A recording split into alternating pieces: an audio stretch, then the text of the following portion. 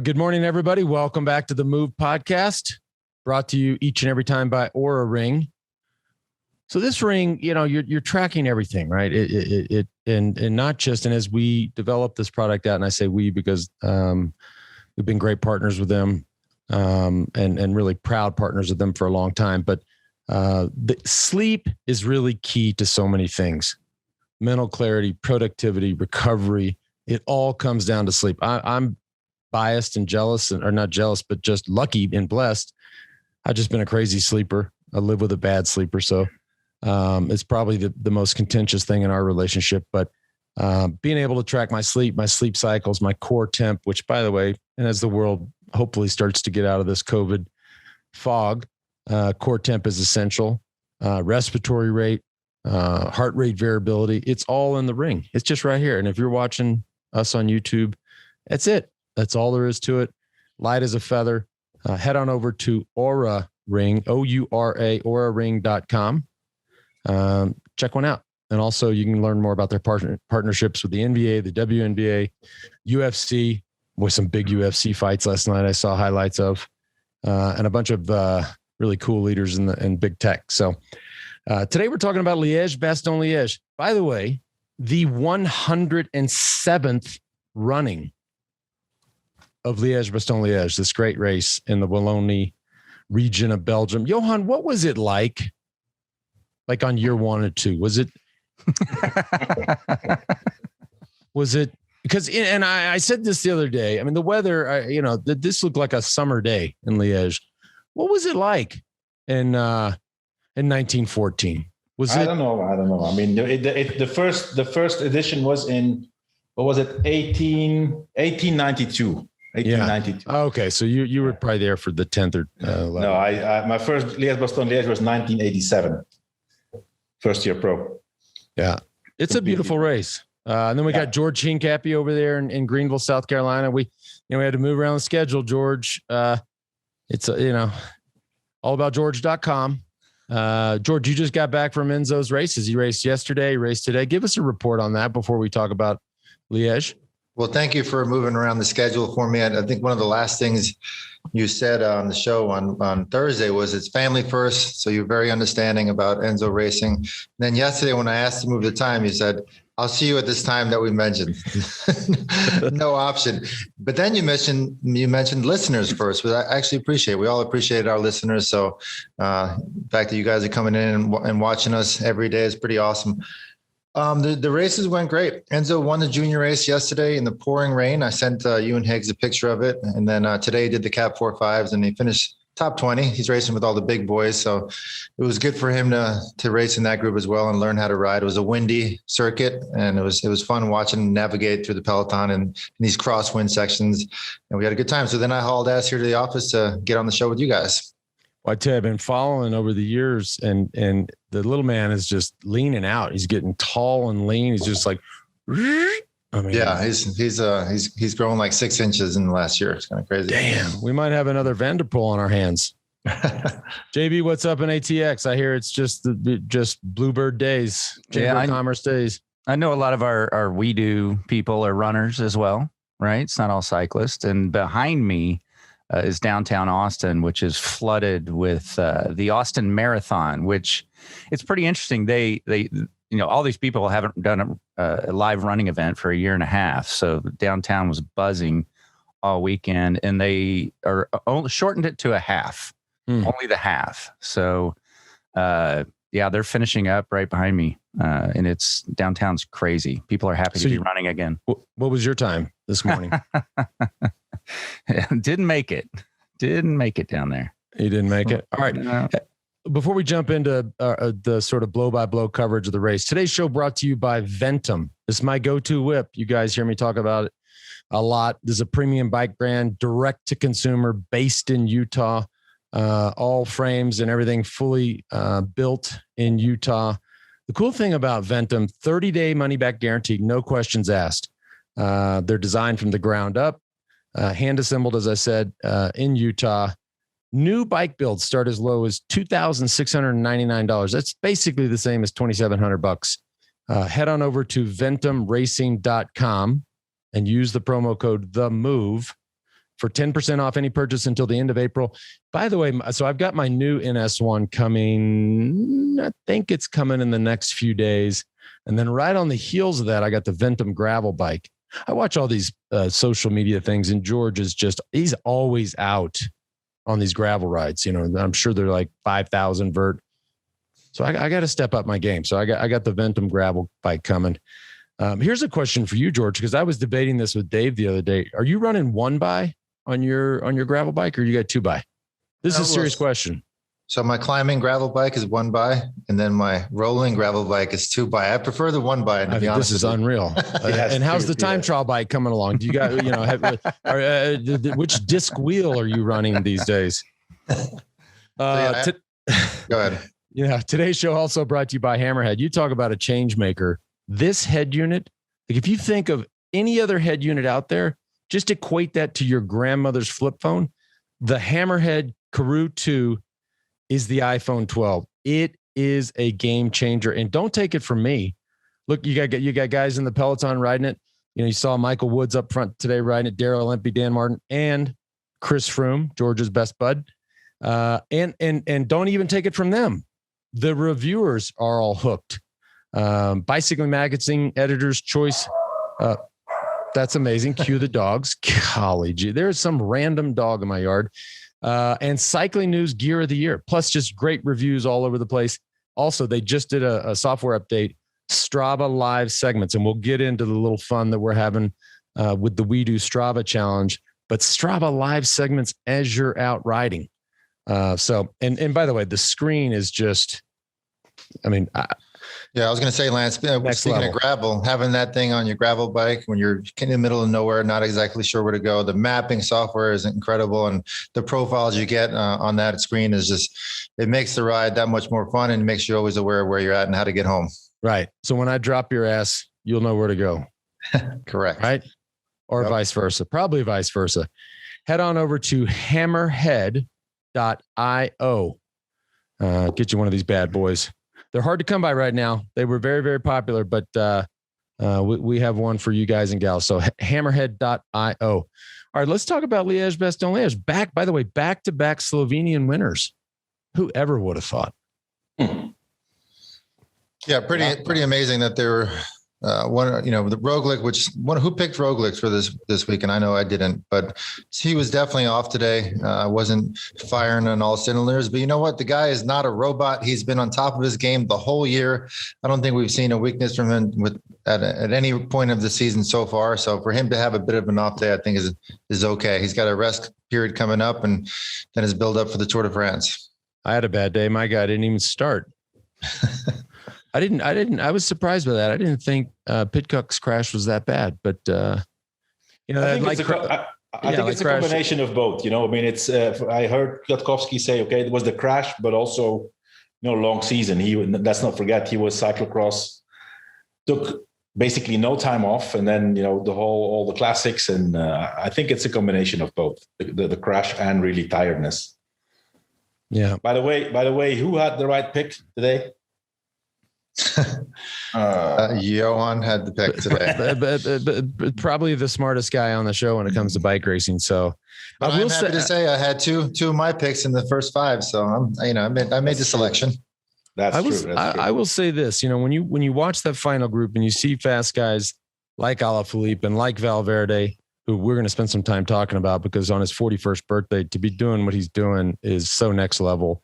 But it just goes to show you that after 6.5, 7 hours of racing, 260 kilometers, man, it don't matter. I mean, if you're the best guy and you're that good as Pogacar is. Yeah, but he's fast. I mean, he's also fast. I mean, he's won a lot of races in the sprint, beat Roglic a few times in the sprint, and had that victory in the sprint against Hirschi and Roglic in the Tour. So yeah, I mean, by the way, the youngest winner of Liège-Bastogne-Liège since Bernard Hinault, 1997. Wow. He was the youngest winner, and now it's Pogacar. Well, not 1997, but 1977. Sorry. 1977, which also reminds me, the French drought, and I'm only saying this because they were bringing it up on TV. The last time we had a French winner, 1980. So 41 years. And all the while, it was also Bernard Hinault. And all the while, you had 2 Frenchmen in the final group of 5. So when they were coming in and Pogacar just was floating around the back, he looked like he wasn't even going to engage to me. Did any of you honestly think he was going to win that sprint? Totally. You give that guy as good as he is, you give him last wheel. Come on. Well, not only that, let's not forget a few months ago, less than a year ago in the fall, they had virtually the same scenario. So I think these guys were trying to learn from the mistakes. You saw Alaphilippe giving it everything he had to the line. Obviously last fall when he thought he won, raised his hands, ended up losing it to Roglic, but they were trying to learn from what the scenarios for what happened in the fall, and Pogacar played it perfectly. Mm. And also, I think, what we should mention is the strength of his team today. They had 3 guys in there on the last climb. Obviously, they weren't able to race Flèche Wallonne. I said, they were super motivated. That's what he also said in the post-race interview. He was very frustrated that everybody knew it was a false positive for COVID, and they did an extra recon of Liège-Bastogne-Liège. But his team was there. There was Formolo there, and also Mark Hirschi for the first time. Mm-hmm. We see Mark Hirschi back, the winner of Flèche Wallonne last year. Today he came in 6th. So he's definitely on the up. And, Roglic was by himself. Who else was? Alaphilippe had a good team. He had the help, but the Emirates were there in numbers. Yeah, I don't think the issue of Roglic being by himself. I think he just had a bad day. You saw when Ineos was on the front on that climb, really giving it some with Theo Gegenhardt and then Adam Yates. He just couldn't really hold the wheel. He was definitely off par, even without teammates. I don't think he would have been there today. But what about Ineos? I mean, setting that tempo, super aggressive. I don't know if they might have gone a bit too early, but they didn't have it there at the end. It was kind of an interesting tactic, to say the least. Yeah, it was on La Redoute. On La Redoute was, it was impressive to see those 4 guys. Theo Gegenhardt, who was amazing because he was still there at the end in the last little group. So at that point you say 4 guys of Ineos. That's incredible, And Alaphilippe had missed the move.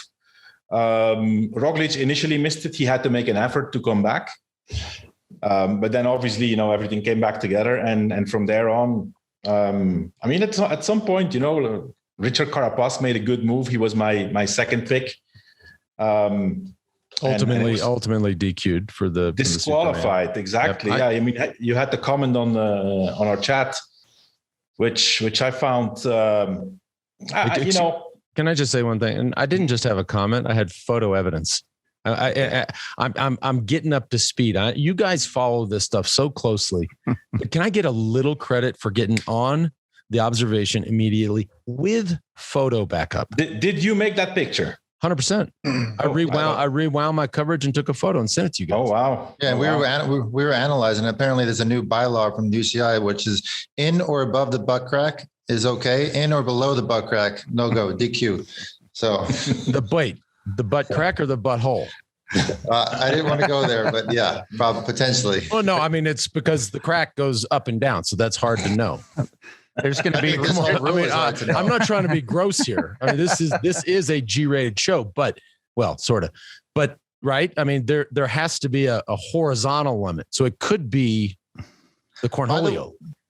By the way, we're going to see more and more of this until these guys get used to it. This poor guy's at 190 heart rate going full gas and trying to get every bit of aerodynamic advantage. You're not going to remember this new rule that was just thrown at them a couple weeks ago. I disagree there, George. I disagree. I think Carapaz's position was calculated. And, with these rules, they're going to push it to the limit. Now, obviously, the super tuck was, you had your hands there and you were sitting on the top tube. So he was not sitting on the top tube. And from what I've read, it was basically, his body was still in contact with the saddle. And so he assumed that would be okay. I think the UCI is going to have they're going to have their hands full on, where to draw the line. At the end of the day, I think it's a stupid rule, but he got DQ'd. He was not going to be a factor anymore anyway in the race when he got reeled in. But yeah, I mean, again, riders getting, there you go. Yeah. See? Yeah. So there's no way if this does get to be stupid when they say, well, you cannot touch the top tube. What now? I mean, there's no way to see that. We're going to put sensors on the top tube, the anti-Superman sensor technology. I mean, just look, I think it's a dumb rule, but I just think pros just shouldn't do it because, as I have said from day one, then you get these Jake legs out on every ride, every group ride, every local race. God forbid, Enzo's out there with the Cat 4s and 5s. I mean, all these guys think they're going to win the Tour de France. They can't even, scratch themselves, and they're going to go Superman in front of Enzo Hincapie, and boom, it's not good. So, but I do think. And I'm actually surprised. And maybe it was an easy call for the UCI. It would have been hard if he'd have kept or stayed away and ultimately won. And then they would have had. Then they're sitting there going, what would have done? So he's doing that position, Johan, and you can see. I mean, is the director's directly on the radio going, get out of that position, or what do you think's going on there? I don't think so. I personally, I think Carapaz knew what he was doing. He was with both hands on the gloves. Then he's not smart because that's too close. But I'm pretty sure if you would see a side picture of that position, he wouldn't be DQ'd. I have a bit of a side picture, but there was a pretty quick downhill from 3K to go to 2K to go, like 7.5%, where these guys are probably going, 40, 50 miles an hour. I was waiting. I was like, somebody's going super tuck here in the final group. Now what? Back to the crack thing. What's the ruling if a cyclist gets their crack surgically removed with plastic surgery? Now, this is, thank God this is the last show of the Spring Classics. If we have gotten to this place where JB is asking questions, I mean, this is. Hey, a serious question. I may have asked this before on the show, but I couldn't recall. Can you protest a DQ? Can you go in there and say, show me where I touched the top tube, and dispute it, or no? I mean, yes. This is a new rule. So, I mean, I guess, I mean, it doesn't really matter if he's going to protest, but, out of principle, I think he should. If he's convinced that his position was within the rules, then he should, because otherwise you let the UCI set a precedent, and then they take it further. So he should protest. Yeah. But those protests, as you know, Johan, they never work. He has no chance. No chance. How impressive is Alejandro Valverde, number 41 on his 41st birthday at this level still? It's incredible. Yeah. It's incredible. I mean, really, and the way he looked in control during the race, he was so confident, and obviously he doesn't have that real top speed anymore. And yeah, I mean, it's difficult because they're all good riders. And, if you go back to Amstel Gold Race, for example, for fifth place, for fourth place, there he started the sprint from 350 meters to go, and he almost got it, just got beaten by Michael Matthews, I guess. And today he started again. But yeah, I mean, the fact that he was there and he was at no moment was he in trouble, I think it's incredible. At that age, it's incredible. But why does a guy with that experience go from the front like that? I mean, this is how he has won the world championships too, for example. There was also a sprint with 4, and he went from the front. And yeah, I mean, I think in this particular scenario, he just probably wasn't so confident in the sprint. You saw he didn't even get in the top 3, which is very unlike him, not to at least podium. So I think it was just one of those all or nothing, just throw it out there. Do you guys think with, modern science, training, technology, everything that they have that you guys did not have, will we see more guys racing to 40, 41? And do you think you could have extended your career by 3 to 5 years with modern science? I think the answer to that, physically, absolutely. You're seeing that. And I mean, Tom Brady's a great example of that. The problem with this game, long seasons, day in, day out, taking risks, on the road all the time. It's mentally, I don't know how you can, Valverde is a freak. And he lives for bike racing. So, but I don't think it's the body. No, but he does not train scientifically. Valverde is completely the opposite of nowadays system. The guy it's incredible from what I hear. He just goes out. He has a gruppetto. He has a group of guys. A few guys are racing. Then some others are like super high trained cyclotourists. And that's his training. He goes out every day in a group with them, and he just does whatever. He sprints whenever he wants to sprint, or goes up fast to climb. No science at all. No scientific training, nothing. City limit sprints. What a man. Hey, by the way, I just pulled up, George, your favorite rider, Greg Van Avermaet. I just pulled up his Strava file. Today's total vert, 14,000 feet of climbing. Oh. How about that? That's incredible. 165 miles, 14,000 feet of vert, 7 hours. Dude, that is, you forget, like you watch these races, they're rolling up and down, they're going fast. There's, 50 guys, 20, 14,000. Hello. I mean, you really get those days in the Tour de France. A huge day in the Tour de France is 10 to 12,000 feet. So, and then tack on another, 40 miles. That's an epic day. Back to Pogacar. This is, you do, 165 miles, 14,000 vert, 7 hours, and you're at the end of that race, and he is the climber that he is and the rider that he is. That's a different sprint for him. You can say he's fast. I know he's fast, Johan, but it's almost like he sat back there and he just felt different than after that day that I just described. He felt different than the other four guys. For sure. But you could see already, when the four guys of Ineos went on La Redoute, he was there at the wheel, looked super comfortable. And, I think I think the incredible thing is that a young guy like him, of course he has the power and he has the punch, but to have that kind of endurance for a race, I think it's difficult to find a race of more endurance than Liège-Bastogne-Liège, because you get that last climb with 245 kilometers in the legs. And that's basically what makes the difference, how fresh you still are.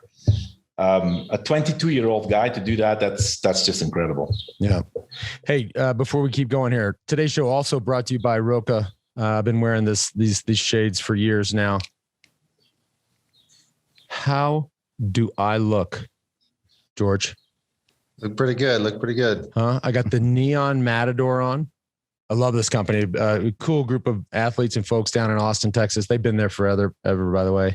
On the bike, off the bike, the titanium aviators, my readers, which is you get old like me, and then the only time you really panic in life is if something happens to your kids or you can't find your readers. Like you drive to the office, you're like, oh no, where are my readers?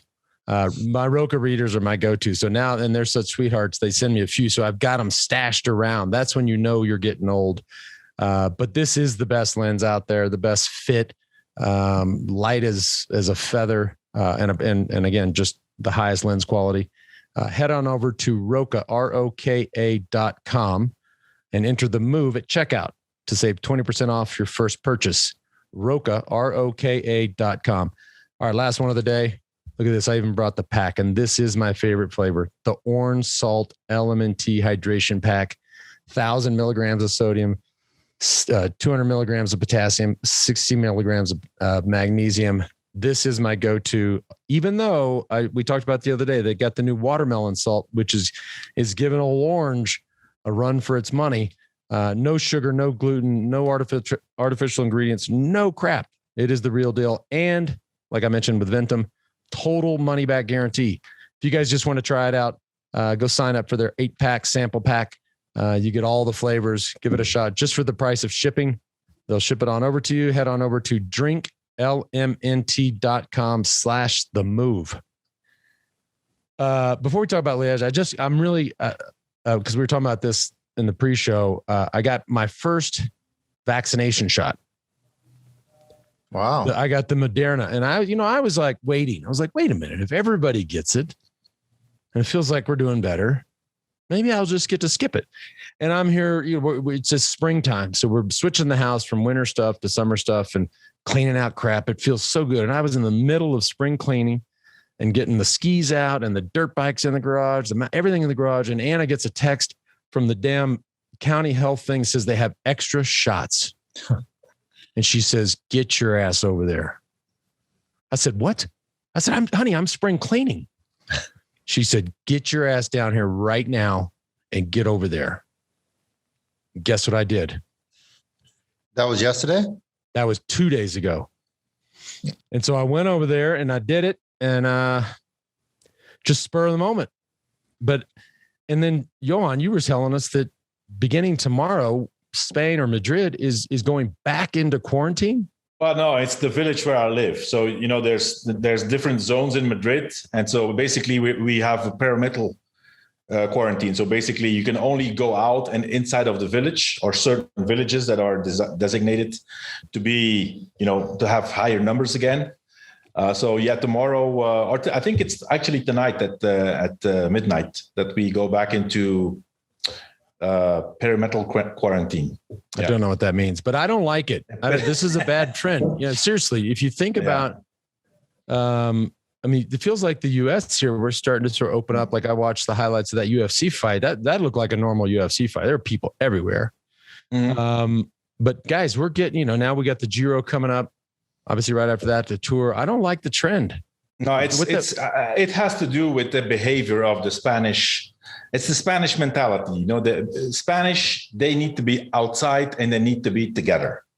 They have to be in little groups. And so basically what we've seen in certain little towns is that over the weekends, people are coming to these little towns to go walk in the mountains. And so in the place where I live, it's just next to the mountains. Over the weekends, there was an invasion here. And so that's what they want to avoid, to have. You make it sound so primitive. It really does. The village and these outsiders, and they come to walk in the mountains, and it's an invasion. I mean, like, what the fuck is going on, man? Hey, you got guns and cannons, or what the fuck you got over there? Like, I'm a caveman, man. I'm a caveman. Yeah, for sure. But whatever. That's crazy. So, Johan, you can't go like riding into the mountains. You can't leave your village, or. Well, there's ways around it, of course. Mm-hmm. Yeah. So people who have a license, for example, or affiliated with a certain federation, but normally you have to stay within the limits of your community. Yeah. Your village. Yeah.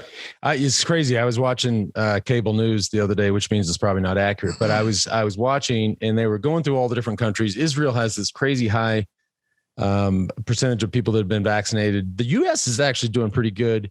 And then they got down to Japan. What percentage of the Japanese people do y'all think are vaccinated? By the way, this is a country that's going to have the Olympic Games in just a couple of months. What percentage do you think is vaccinated? 6. You on? 20.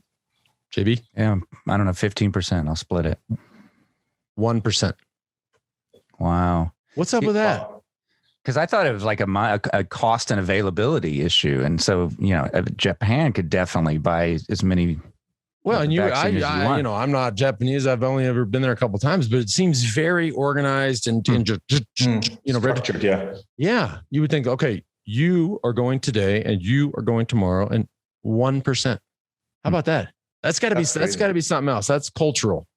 They might be, they could be these people that believe that there's a microchip in this vaccine and that Bill Gates is behind it all. And they're just like, no, I'm not doing that. Oh, he's not? Oh, what? Because you haven't been vaccinated, but so you probably believe that.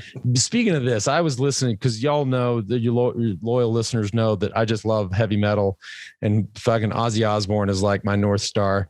So I was listening to Ozzy's show on Sirius. And so I was listening to the Boneyard, and they had an interview with him, and they started talking about the vaccine. I forget the guy's name that was interviewing him. And the guy says, what about this talk about a microchip? And Ozzy says, I heard all that talk, but all the shit I put in me body these years. You think I fucking care about a microchip? and I was, because I was one of these people like, I don't want to put that in my body. And I surely hadn't done what Ozzy did, but I kind of thought, Ozzy, you got a good point there. All this shit I put. What if Ozzy and Keith Richards are the only survivors of this whole thing? Wouldn't be surprised. The better question maybe was what's the percentage of the Pro Tour peloton that's vaccinated? That's a great question. Do you have any idea? Not many. Really? Right? UAE, the whole team of UAE. That's it. I think nobody else. Well, I read an article about how they are prioritizing the Olympic athletes. The Olympic athletes, but some Evenepoel did not want to do it because he was afraid of the side effects before the Giro. So it just made me wonder how many of the guys are actually vaccinated or thinking about doing it during the season. It does take you off. I mean, I felt pretty down and out day 2 after the first shot. Really? And then I was in a funk for a couple of weeks. Not bad. My second Moderna, I was jacked up for a day. Definitely. Yeah. Everybody says that. Now, what I'm also hearing, and look, we're going down this rabbit hole of like the COVID vaccine. We came to talk about a bike race in Belgium, but just real quick. So what I'm hearing is that folks that have, because you had COVID, right, JB? Yeah, I had it the first week of January. So the folks this is what I'm hearing. Okay, I didn't get it, thank goodness. But the folks that had it, the vaccine is much harder on. Yeah. So, but George, you never got it, did you? Nope. Of course it didn't. But I mean, why would anybody mess with George? Nobody messes with George, not even COVID. But it does really relate to what we're talking about with cycling, because it can take you off your game. Yeah, especially at that level. I mean, when you're in the middle of the season, and we all know we're always really subjected to any kind of little cold, and that would just mess us up for many days, if not weeks. So I can understand the hesitation these guys might have to try the vaccine out. Okay, so let's take ourselves back to March of 2004. You're on the verge of winning a record-breaking 6 Tour, global pandemic. This vaccine is out there. March of 2004, they say, well, we got a vaccine. Do you want? There's no way. There's absolutely no way I would do that. Yeah. So I would agree. For what it's worth. No, good point. Hey, JB, I heard you got some good selections for our We Do Strava challenge. People, I gotta tell you, we're getting crazy votes and nominations. I was out on a mountain bike ride yesterday, and this girl is on her. I love when this happens. You ride slow when this shit happens. A girl is running down this fire road, which is pretty steep. I'm like, wow, that girl's running fast. And then she turns around and she's passing us. And I'm like, okay, now you're just showing off. And I thought she was just doing intervals up and down this climb. And she gets like right beside us. And I thought she's going to blow by. She said, hey, I voted for the Strava challenge, the We Do, the most epic Strava climb for you guys. And I said, I'm like, wait, what? I said, I'm sorry, I can't pick yours. It's 20 minutes from my house. Right. That would look rigged. Which one is that one? I don't know. She was, well, we were mountain biking over in Prince Creek, me and Dean Hill and Dave Ellswick, but yeah, she voted for a climb right in that area. And she ran past me like I was standing. I was on a bike, by the way. God. Yeah. Somebody else recommended a climb in Colorado. These were from YouTube. Christoph wrote, for the climbing challenge, since you're here in Colorado, do Mount Evans. Yeah, right. Start in Idaho Springs, 27 miles up, 6,700 feet. Yeah, Christoph, you didn't listen to the sort of parameters. We tried 10 to 20 minutes, right? So today, Mount Evans for me is probably 310 to 320. That I can't. Although I did do that once. And it is epic and it is high. I got a couple good ones I can throw at you guys from South Carolina. We're getting a lot. I tell you, we're getting a lot from the Carolinas and we're getting a lot from the Pacific Northwest. It's interesting. Mm-hmm. And we got a killer one in Virginia. We're getting a lot. So Robert suggested Mount Baldy for the Strava challenge. Guys and gals, Robert. Well, then explain this again if they're missing the point. Well, they gotta watch my Instagram post. 10 to 20 minutes, epic, hard, remote. not one of these sissy ones that all the latte sippers go sit out at the bottom of and get all ginned up for, but something just, throw a curveball in there, but 10 to 20 minutes, no downhill, no recovery, straight uphill. Mount Baldy's about 20 minutes, I guess. It's not longer than 20 minutes. Stop with this. That used to be 20 minutes. Mount Baldy's long. Yeah, this one's probably too long as well. Onion Valley in Independence, Colorado. Does that ring a bell with you guys? 13 miles for 5,200 feet at 8%. Starts at 4,000 feet. More than 20 minutes. Wow. More than 20 minutes, yeah. Yeah. Yeah, your parts, George. You'd have some good stuff. Yeah, we would have some great stuff. Hey, speaking of housekeeping, we should let the listeners and viewers know that this is the sort of the end of the Spring Classics campaign. We'll be back. Help me out here, JB. We'll be back for a week 1 wrap up of the Giro. Yeah, after the first week, we'll come back unless something just unbelievable happens and we can all pop on and discuss. And we're looking at a week 1 recap, right? And not to forget La Movida for those who want to listen to this. Not this show, certainly not this show, but Johan and Victor Hugo Peña's La Movida in Español for all you folks down in Bolivia and Colombia and Ecuador and Spain. I mean, as the classics wrap up, do you guys have a favorite for the Grand Tour season? I mean, a lot can change. I think before we do that, JB, I'd like to ask JB Europe, give us the winners and losers of the favorite teams and riders for the classics from what we saw throughout the whole year. What do you think? Who are the guys that missed out, or which teams missed out the most? The biggest budget teams that really rely on results during the classics. Mm-hmm. Is that me or that's you? Yeah, I was like, wow, that's two shows in a row. We stumped him. No. You said JB. He says JB Europe and JB USA. Okay. All right. Okay. JB Europe. Okay. Well, I think the winners, obviously the Koenig Quickstep. I think they're on top. They won Flesh. They won. What else did they win? They won Flanders, and then they won a few when they won Hardelbeke. They won a few of those semi-classics. The losers. Jumbo looked good. Well, Jumbo looked good thanks to Van Aert. As a team, I wouldn't say that they were all there. I think one of the reaffirmations compared to last year of the Spring Classic, not just of the spring season, not just the classics, is Ineos. I think they are back to a level where we expect them.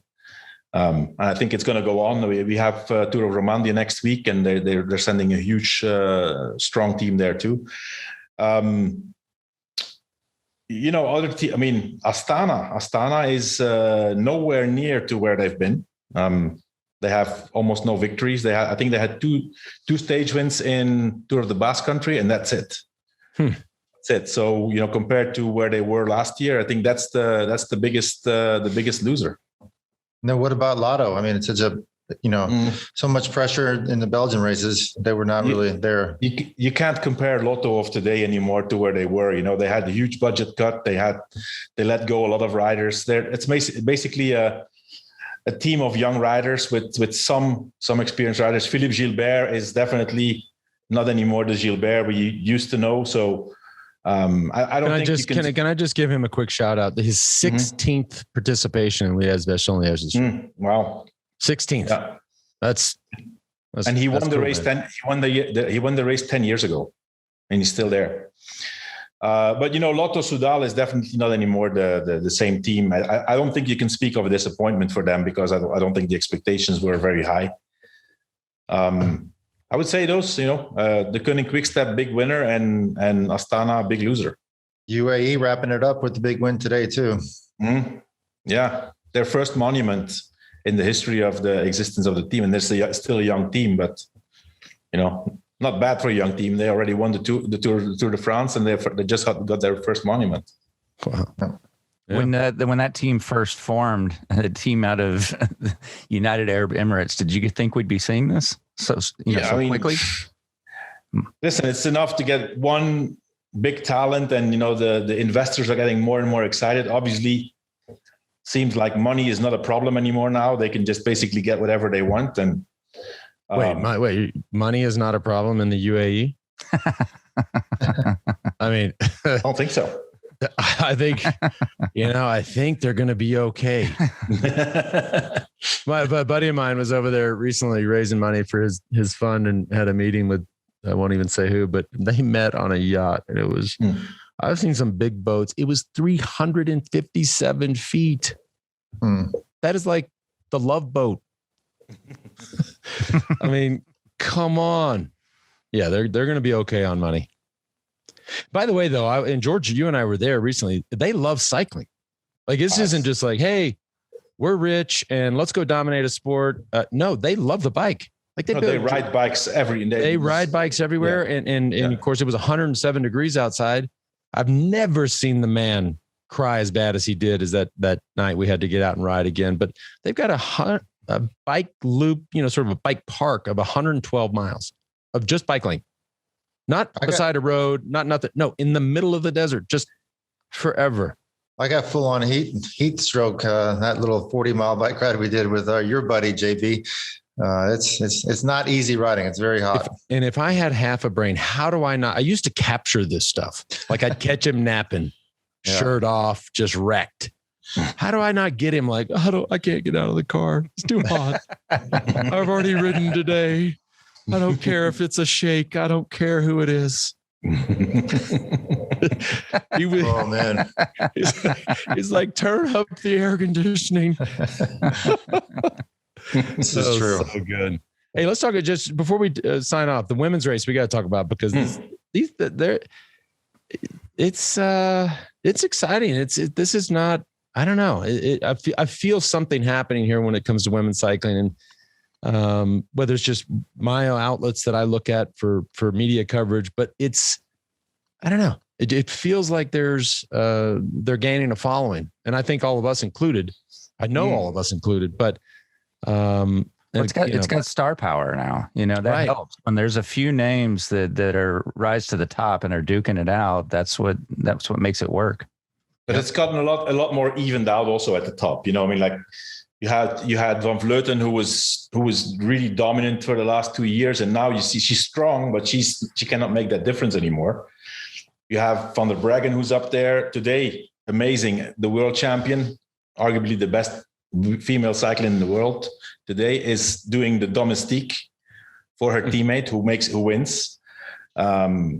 What's her name? Vollering. Demi Vollering. Yeah. So, and it was the same thing. I was thinking it was a sprint with four or five riders, right? A bit the same scenario basically. World champions, both in the breakaway. 2 movie stars, Van Vleuten and Valverde, and another rider who wins it. Right.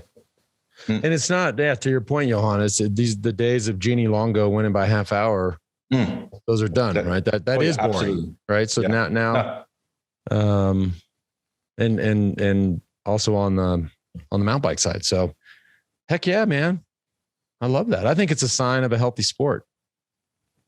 I mean, it's very exciting. It's you never know. Before in women's cycling, you always kind of knew between those 3 women that one of them is going to win, right? I think it was very similar actually. Now that I think about it, if you think Roglic couldn't make it on the Rochefoucauld, Jumbo-Visma, Marianne Vos, same position. She also got dropped and was fighting to come back. 5 riders in the front in both races. Very similar development. I mean, she's also been at a super high level all season. So, I mean, they got to run out of steam at one point. So hopefully she gets some good rest in before her next goals of this season. Now it's up to ASO to bring back the women's Tour de France. They should. I mean, they absolutely. Yeah, I think there is no excuse. There is no excuse to not have that event, in my opinion. There's definitely no excuse, but there's also, I just don't see there's any way that they can. That is not a sustainable model for that organization. Just not. Listen, I think if they here you clearly see what's most important for ASO. It's the business. It's not cycling. if they would really care about cycling, they would have some kind of, a week event, let's say, instead of this, because this race they do La Course or La Course by ASO. That's just because the social pressure, they had to put on a female event, but they should do a state race. I mean, even if it costs them money. Well, that's a double-edged sword. I mean, I think you either, and I want to be very sensitive here, but I think if you throw in a one-day race at a wonderful group of athletes that's not the answer. You throw a week, that's going to be viewed as also not the answer. Maybe 1 week, but there has to be a plan, right? A vision here for a, believe me, you think these women could ride a 6-week Tour de France. They're badasses. So there has to be a plan in place for a true 3-week Grand Tour for the women in the Tour de France. I mean, and not this novelty sort of sideshow, like, hey guys, we got a 1-day thing, go ride around Paris. No. Well, let's not forget they had Roubaix this year on the books, and unfortunately that was canceled because of COVID, but hopefully we'll get to watch an exciting Roubaix with the women this fall. Mm-hmm. Good call. Yeah. Even on the local level, I went out to check out the Crit Series here, which has returned, and the presence of women is 100 times more than, I mean, when I was doing local races 10 years ago, there would be a few, racing with the men. They have a women's specific race and it's a packed field. It's completely changed. JB is just, he's above and beyond. He's going down to the local Crit Series and just checking things out. That is, they have free beer. Free beer. Oh, now here it comes. And he meets his bookie down there to get the latest bets on the bike races. We should go out to the driveway series and just bet on stuff. Just stand there. Good gamblers, they will bet on anything. Yeah. I my great friend Willie Nelson, he will bet on anything. I've been with him and his buddies, and they will sit there, and this is no shit. This is a true story. And then I'll let everybody go and we'll bid adieu until the Giro. They will stand there under a power line. If there's 2 birds on the power line, they will sit there and say, which one you want? And they will bet on which bird takes off first. Now, how strong is that? So we should just show up and start betting on. We should bet on Enzo. We had a bet between you and I at one point, but then you had like neck issues or something. Something happened. Your nails broke last summer, so you couldn't ride. Ride mountain bikes. Hang on, you're breaking up. I didn't hear you. What'd you say? You lost signal there for a second, George. Well, boys, this has been fun spring campaign. I am back on the mend, as y'all can hear, and look forward to the Giro. And then we just keep rolling. We got the same setup here in Aspen for the tour, for the move. And hopefully you Euro dogs over there, Johan, get it organized. We don't need any more quarantines, and get people out there, get vaccinated, let's go.